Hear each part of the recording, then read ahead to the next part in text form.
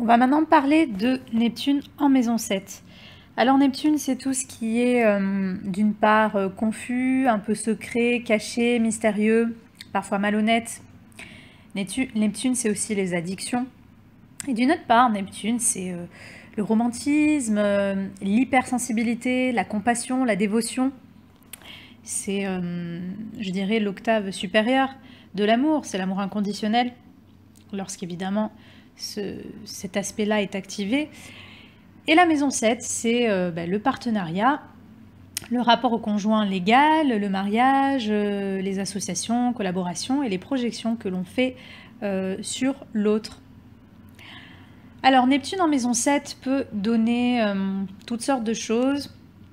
Ça peut donner de la confusion, des cachotteries par exemple au sein d'associations ou avec son conjoint. Peut-être qu'on est dans un mariage ou une relation qui pour une raison ou une autre doit rester secret.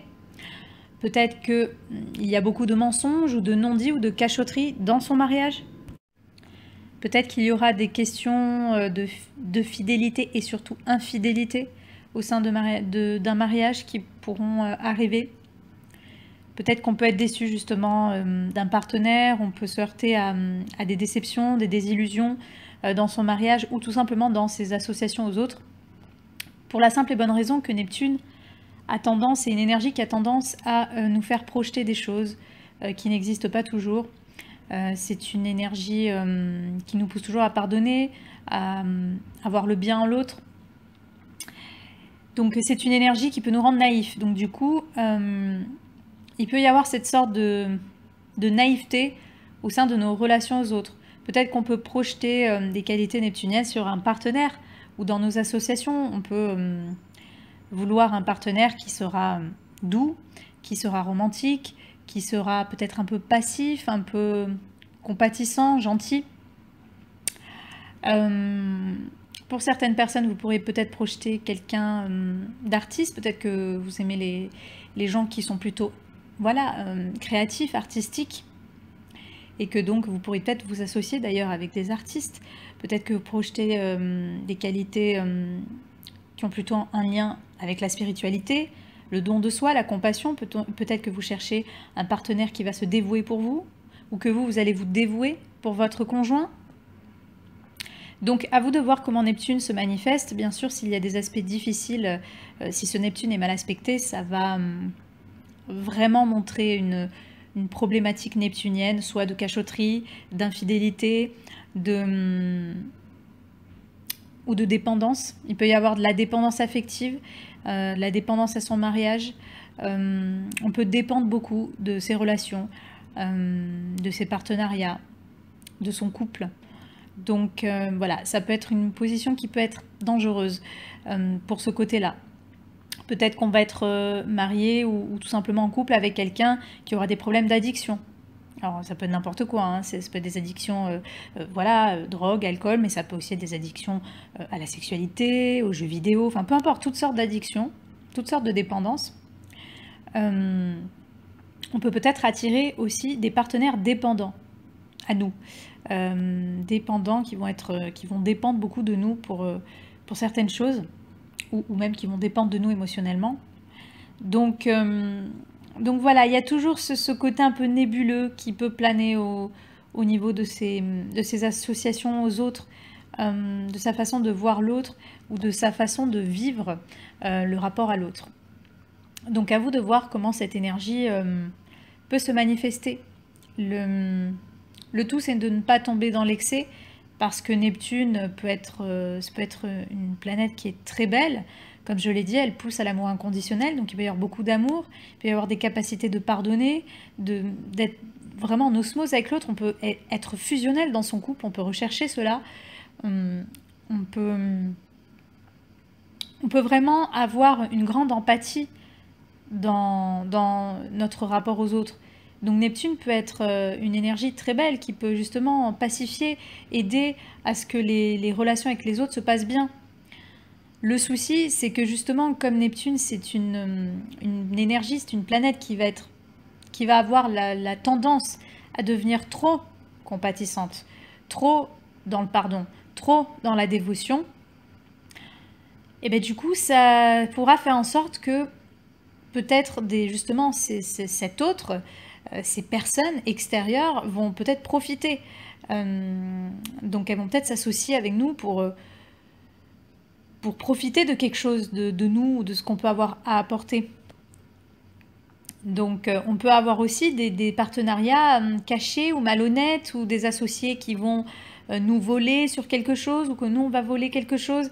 Donc voilà, on ne sait pas vraiment comment cette énergie peut se traduire. C'est pour ça qu'il faut voir évidemment sa position en signe et les aspects que cette planète forme. Mais en tout cas, voilà, il peut exister cette énergie de dépendance. On peut dépendre des autres. Il peut exister cette énergie de dévotion, de pardon, mais aussi de pacifier, d'essayer de comprendre l'autre, d'essayer de... On peut être sensibilisé par l'autre.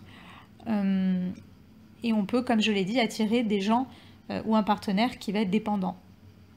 On peut attirer des situations cachées au sein de son couple ou dans son rapport aux autres.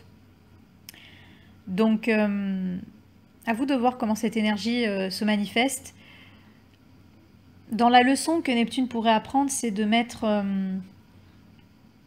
de mettre cette énergie d'amour, de pardon au service de quelque chose d'humaniste. C'est-à-dire peut-être vous associer avec des personnes au nom de quelque chose qui touche le cœur, quelque chose qui vous pousse à être humain. Donc avec d'autres personnes, vous pourriez vous associer pour une cause, pour quelque chose qui en appelle à une certaine forme de compassion, de dévotion. Peut-être vous pourriez privilégier des associations à caractère spirituel ou artistique.